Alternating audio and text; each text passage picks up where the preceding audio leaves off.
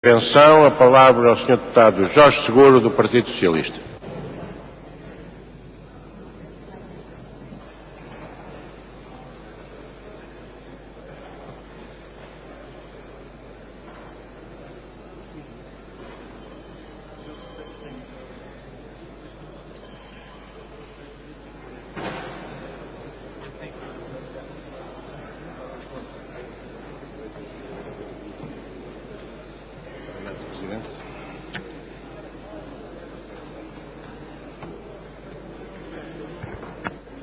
Muito obrigado, Sr. Presidente.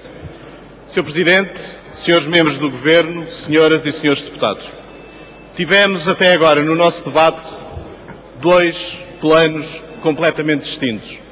Separa-os a credibilidade, a determinação e a estabilidade. Credibilidade de quem faz coerentemente as mesmas propostas aos portugueses e não as altera em função de mudanças constantes de liderança que nada trazem de novo à política portuguesa. Determinação, porque é por parte do Governo que os portugueses sabem que têm quem esteja disponível para executar as medidas que estão propostas num plano que é conhecido por todos os portugueses. Estabilidade, porque os portugueses sabem que a estabilidade política, não só interna, mas governativa, está do lado do Partido Socialista. E o que queremos com isto? A recuperação da atividade da economia, o reequilíbrio das contas públicas, a modernização da economia. Foram ideias fortes trazidas a este debate no discurso do Sr. Ministro Vieira da Silva. E sentimos que há sinais positivos, que há sinais que nos encorajam a permanecer no caminho que temos trilhado até agora.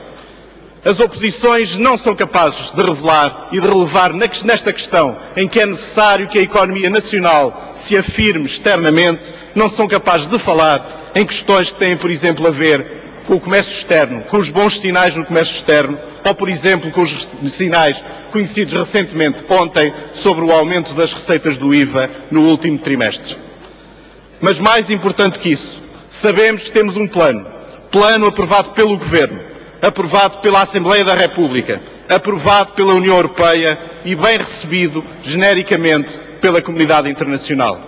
Num momento destes, por parte da oposição, aparecem-nos pela primeira vez ideias vagas, ideias muito vagas. Apostamos na modernização da administração pública.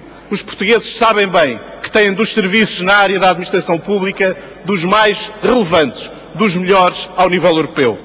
A aposta na inovação, quando nós sentimos que o nosso país está a fazer e a diversificar completamente a sua aposta na área das suas empresas e dando uma maior intensidade tecnológica à nossa balança de exportações. Mas também na internacionalização da economia portuguesa, ou, muito importante e muito querida também para mim, na redução da dependência energética do país.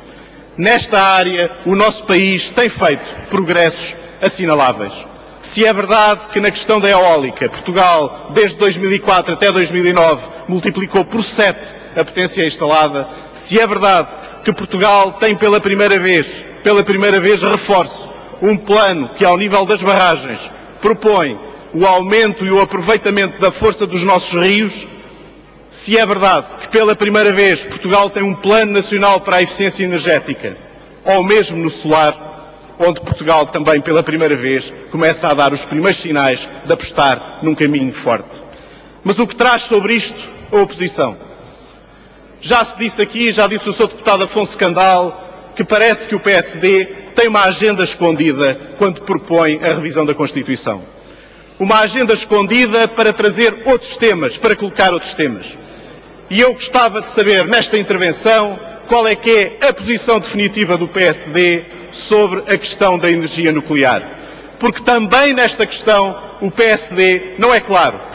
O seu líder, no livro que apresentou quando se candidatou a presidente do PSD, não fez claramente uma referência sobre qual a sua posição. Disse que queria discutir. Aliás, colocou também essa questão na questão da revisão constitucional. Disse que queria discutir. Mas depois sabemos que vêm as medidas novas, as medidas que eles agora têm para nos trazer. A primeira delas, hoje, que nos aparece, uma redução de mais 3.500 milhões de euros, 1.000 milhões de euros, na área da saúde. Mas onde? Onde é que querem cortar? Querem cortar nas unidades de cuidados continuados? Querem cortar nos centros de saúde? Nos hospitais? Eu hoje li um comentário na rede social Twitter fantástica sobre isto. Alguém dizia, um comentário do género que eu quero trazer à Câmara.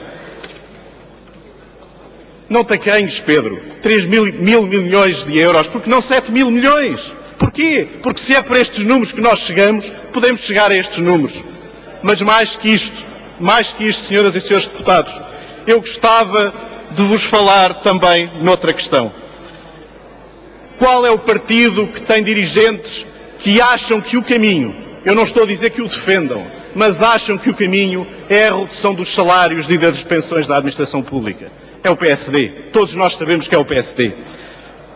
Nós também, e em relação ao IVA, quando há um dos vice-presidentes que agora foi eleito no PSD, que antes defendeu o aumento do IVA para os portugueses, um aumentozinho pequenino, mas era isso que defendia o professor Leite Campos, o defendia ainda há pouco tempo. Ou então, por parte do professor Nogueira Leite, um dos mais conceituados apoiantes do atual líder do PSD, que também, para além de ser um defensor da energia nuclear e ter publicamente dito isso, sem sequer falar na questão das renováveis ou sem sequer falar na questão da eficiência energética, dizer que o PSD, para as pequenas e médias empresas, apenas tem retórica. Senhoras e senhores deputados, nós, no Partido Socialista, não estamos disponíveis para agendas escondidas para os portugueses. Para nós, questões como a saúde, questões como a educação, não são negociáveis. E é isto que vos queremos dizer num debate em que, pela primeira vez, depois do Congresso, o PSD procurou trazer um tema que é a política económica e social. Antes, trouxe apenas uma proposta encapotada de revisão constitucional para ganhar tempo na questão política. Muito obrigado.